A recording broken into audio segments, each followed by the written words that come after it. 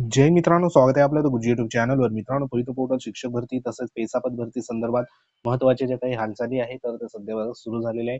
आपल्याला माहिती आहे की पेसापत भरती संदर्भात जो काही माननीय सुप्रीम कोर्टाने अंतरिम आदेश सध्या दिला होता आणि त्याच्यानुसार जो काही जी-आर आणि पत्रक जे आहे तर ते सध्या जाहीर झालेले आहे आणि त्याच्यानुसार पुढील जी काही कार्यवाही आहे तर ती कार्यवाही सध्या या ठिकाणी होताना दिसत आहे. आपल्याला माहिती आहे की सध्या 25/2/2026 महत्त्वाच्या आयुक्त स्तरावरनं एक महत्त्वाचं पत्र सध्या शिक्षण विभागाशी निगडीत असलेलं या ठिकाणी इश्यू करण्यात आलं होतं आणि त्याच्यामध्ये शिक्षण संवर्गासंदर्भात महत्त्वाचे जे काही नियुक्ती आदेश आहे पेसा क्षेत्रातील जे जिल्हा परिषद आहे तर त्यांच्या मार्फत सध्या लवकरात लवकर कार्यवाही सुरू करण्याच्या आदेश सध्या निर्गमित करण्यात आले होते आणि त्या अनुषंगाने जिल्हा परिषद पालघरमध्ये जे काही सध्या एकंदरीत प्रक्रिया त्या ठिकाणी सर्वात आधी सध्या पूर्ण झालेली होती पेसापत भरती संदर्भात.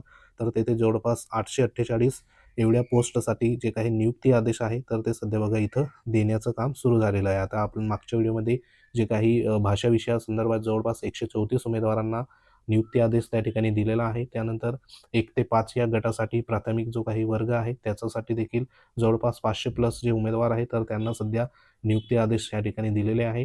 त्यानंतर महत्त्वाचं या ठिकाणी पुढील जो काही आदेश आहे तर हा आदेश म्हणजे समाजशास्त्र विषयासंदर्भात, कारण समाजशास्त्राच्या देखील वेकेन्सी होत्या.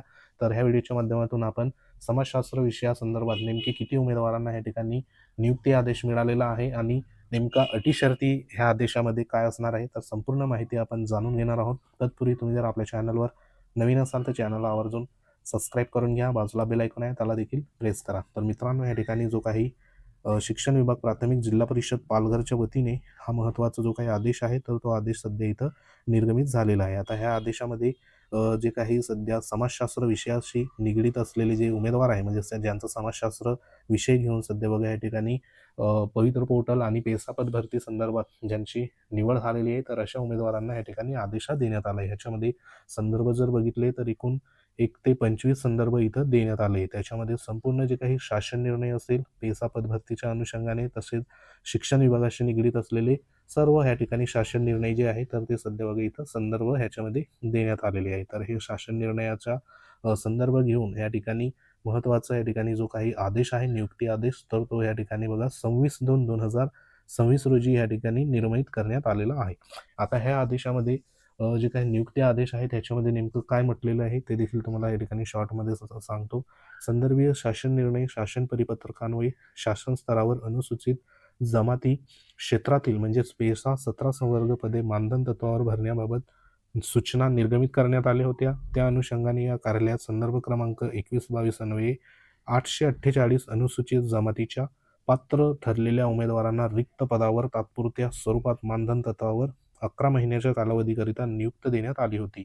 परंतु सध्या स्थितीत संदर्भ क्रमांक 23च्या शासन निर्णयानुसार अनुसूचित जमाती क्षेत्रातील पेसा 17 संवर्गाच्या पेसा क्षेत्रातील रिक्त पदासाठी पदभरतीबाबत प्रक्रिया राबवताना 5/10/2024 रोजीच्या शासन निर्णयान्वये मानधन तत्वावर नियुक्त दिलेल्या उमेदवारांच्या गुणवत्तेनुसार नियुक्तीची कार्यवाही प्रथम करण्यात यावी असं या ठिकाणी नमूद होतं. म्हणजे एकंदरीत जिल्हा परिषद पालघरमध्ये 848 एवढे जे काही वेकेन्सी त्या ठिकाणी जाहिरात आलेली होती आणि 848 मध्ये प्राथमिक संदर्भात 1 ते 5 साठी वेकेन्सी होती. त्यानंतर 6 ते 8 साठी वेकेन्सी होती. आता 6 ते 8 मध्ये भाषा विषय असेल, त्यानंतर गणित विज्ञान विषय होता, त्यानंतर समाजशास्त्र विषय होता.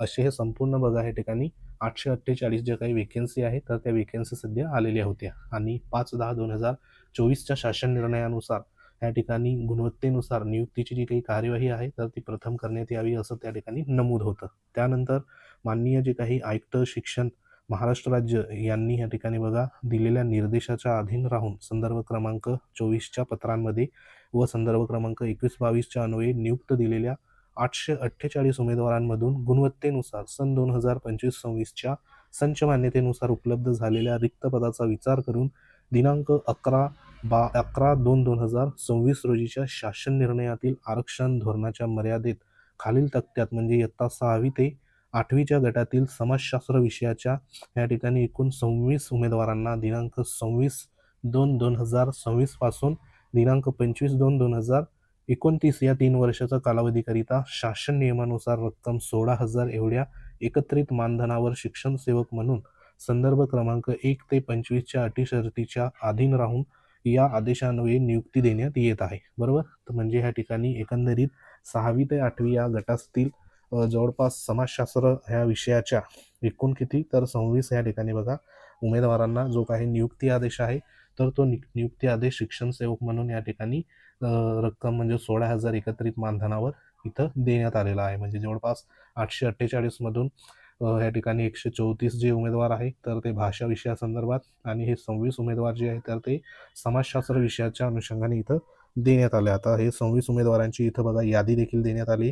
त्याच्यामध्ये उमेदवाराचं नाव आहे, नियुक्तीचा गट असेल, विषय आहे समाजशास्त्र, त्यानंतर मूळ जात प्रवर्ग, नियुक्तीचा जात प्रवर्ग, देण्यात आलेली पदस्थापना, त्याच्यामध्ये तालुका आणि जिल्हा परिषद शाळा. बरोबर. तर ह्याच्यामध्ये हे जे काही संपूर्ण उमेदवार आहे तर हे उमेदवार सध्या बघा एकंदरीत 26 उमेदवार जे आहेत समाजशास्त्र विषयाशी ह्या ठिकाणी निगडीत आणि त्यांना जी काही नियुक्ती आहे तर ती नियुक्ती इथं देण्यात आली. ह्या यादीमध्ये तुमचं नाव असेल तर त्यांना बघा महत्त्वाचं या ठिकाणी व्यवस्थित बघून घ्या. त्यानंतर ह्याच्यामध्ये ज्या काही 25 ज्या अटी शर्ती आहे तर त्या अटी शर्ती खूप महत्त्वाच्या आहे. त्या देखील एकदा व्यवस्थित तुम्हाला इथं वाचून घ्यायचे आहे. त्याच्यामध्ये महत्त्वाच्या अटी शर्ती तुम्हाला इथं बघा आपण तुम्हाला दाखवतो. ह्याच्यामध्ये आता हा नियुक्ती आदेश तुम्हाला इथं 26 फेब्रुवारी 2026ला सध्या बघा इथं निर्गमित झालेला आहे.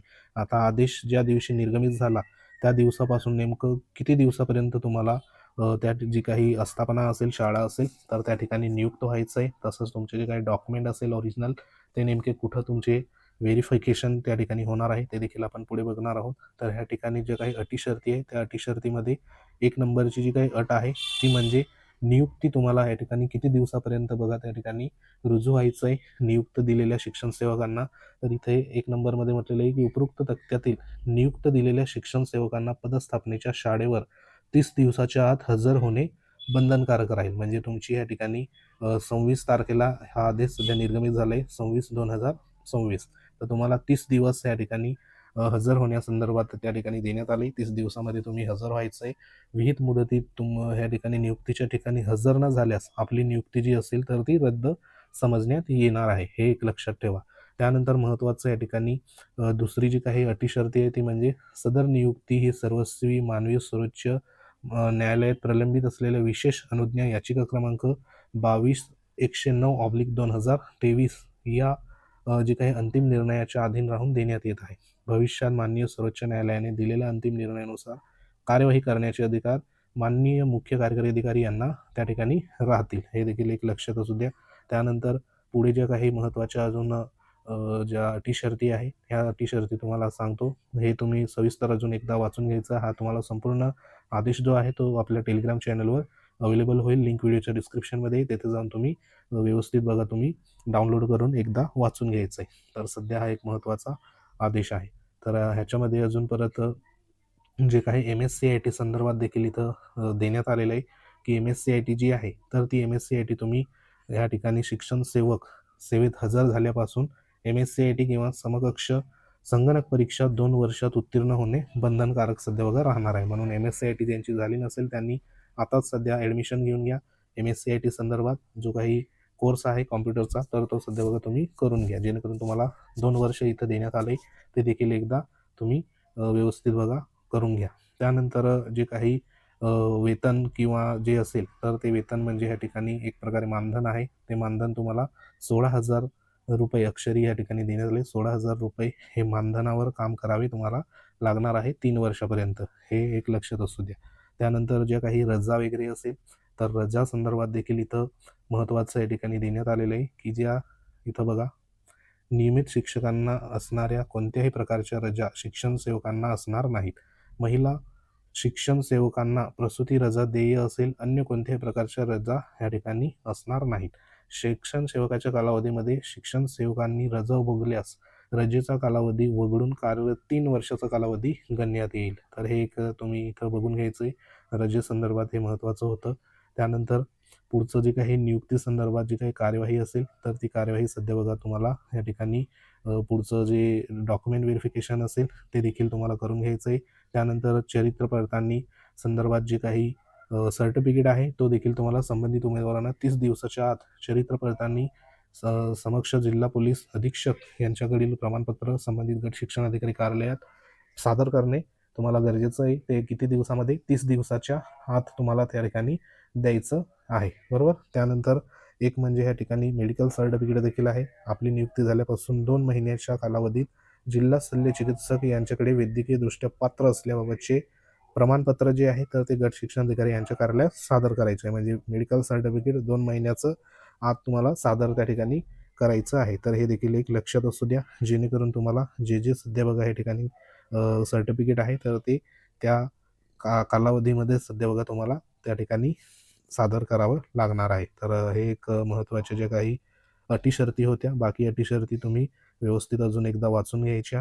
तर सध्या हा एक महत्त्वाचा जो काही समाजशास्त्र विषयाशी असलेले जे काही उमेदवार आहे, एकंदरीत 26 उमेदवार आहे. तर त्या उमेदवारांना इथं आदेश मिळालेला आहे. तर सध्या जिल्हा परिषद पालघरमध्ये फास्ट गतीने जे काही कामकाज आहे तर ते सध्या सुरू आहे. इतर जिल्हा परिषदचं देखील बघा लवकरच या ठिकाणी जे आदेश आहे तर ते निर्गमित होतील.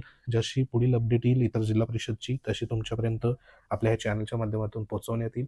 तर सध्या ही एक महत्त्वाची माहिती होती. माहिती आवडलीस व्हिडिओ लाईक करा, शेअर करा. तुम्ही जर आपल्या चॅनलवर नवीन असाल चॅनलला आवर्जून सबस्क्राईब करून ठेवा. आपलं टेलिग्राम चॅनल आहे ते देखील तुम्ही जॉईन करून घ्या, जेणेकरून तुम्हाला महत्त्वाचे जे काही अपडेट असेल वेळोवेळी आपल्या चॅनलवर पाहायला मिळतील. तुमच्या काही कमेंट असतील तर कमेंट नक्की कळवा. तर भेटू आपण तुमच्या महत्त्वाच्या पुढील अपडेटमध्ये. तोपर्यंत जय हिंद, वंदे मातरम.